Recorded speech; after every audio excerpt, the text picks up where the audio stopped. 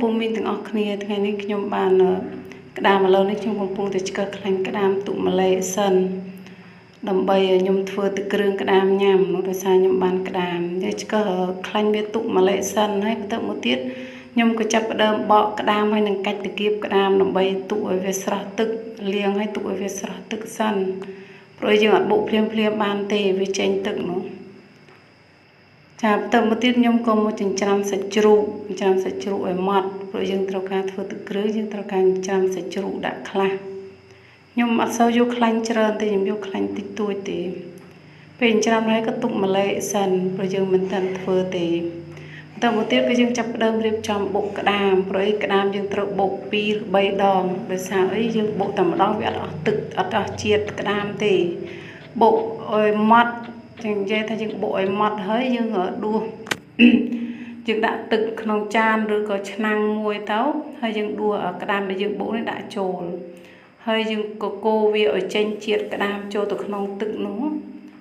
យើងកកូរចេញជាតិក្តាមឲ្យអស់អាជាតិក្តាមហើយយើងយកមកត្រងវាយកតែទឹកថ្លាទេណាកាកវាយើងយកទុកម្លេយើងអត់ទិនបោះចូលទេគឺយើងយកកាកវាទៅបុកម្ដងទៀតបុកម្ដងរបស់ខ្ញុំបុក3ដងហើយខ្ញុំត្រងរបៀបនេះ3ដងដែរ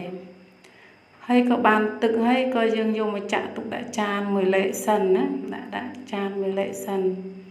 យើងអត់ទាន់ធ្វើទេយើងត្រៀមគ្រឿងទុកឲ្យអស់សិនចាំយើងធ្វើពេលនោះខ្ញុំក៏ចាប់ផ្ដើមដាក់ខ្ទះខ្ញុំអត់ប្រើប្រេងឆាទេដោយសារខ្ញុំមានស្ករអំពៅក៏បានស្ករក្រហមក៏បាន